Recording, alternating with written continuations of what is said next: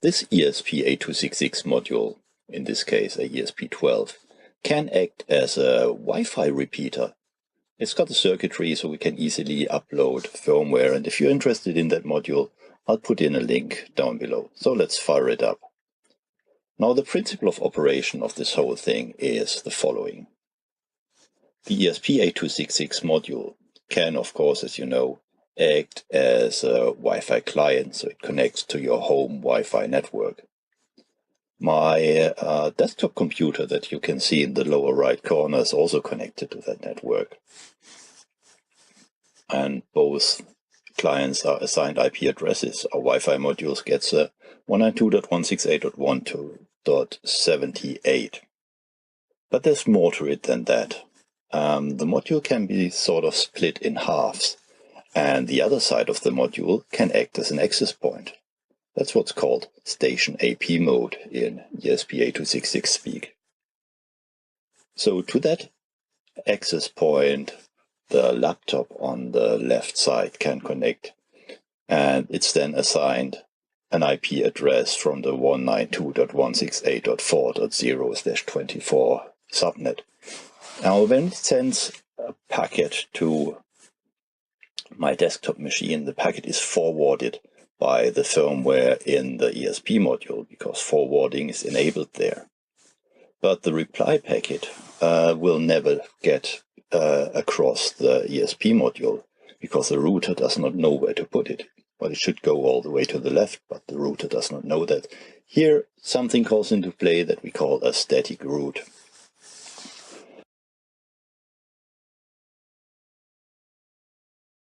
A static route in the router tells the router where to put a packet that's destined for a specific subnet.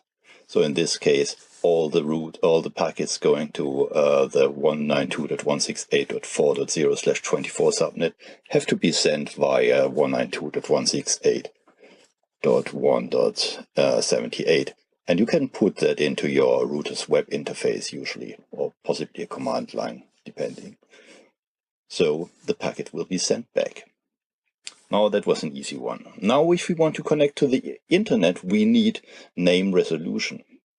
And the DHCP server on the ESP8266 does, if it's activated in the firmware, assign a DHCP server address. In this case, 192.168.4.1. So we have to run DNS server on the module. In this case, it's not a full-blown server, it's just a UDP forwarder listening on UDP port 53. And having that, we can resolve names and send requests to the internet and get reply, of course, because it's all hidden behind the Wi-Fi router. Now that much for the principle of operation. Let's just put that into practice and see if it works. So I'm connecting to my access point. It's connected now, and I run the UDP forwarder software. So to make sure it works, we're here on my desktop machine. We can ping both the ESP module and the laptop on the other side. If it's a Windows machine, make sure you got the firewall off. So this is the view of the laptop machine. It's a very high resolution machine, so I'm sorry you can't really see properly. I'm doing a NS lookup to see if the name resolution works, and I can also ping stuff on the internet, as you see in a second.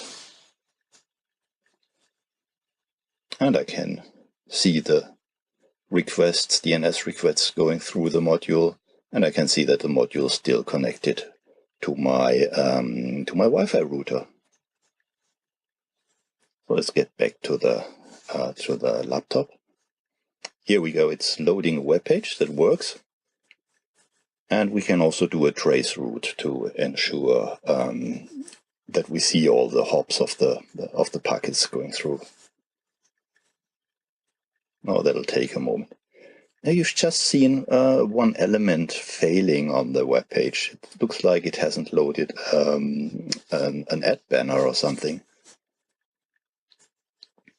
And that's a bit of one of the downsides. It's not super reliable, so there still might have to go a little more work into that. See trace routes working along. It's taking quite a while. It's a long route. And from time to time, what happens is the module disconnects from my access point, probably due to the fact that it's only got one radio, and well, if that's busy, the other side might fail. But it reconnects and it's good to go again. So have fun with that.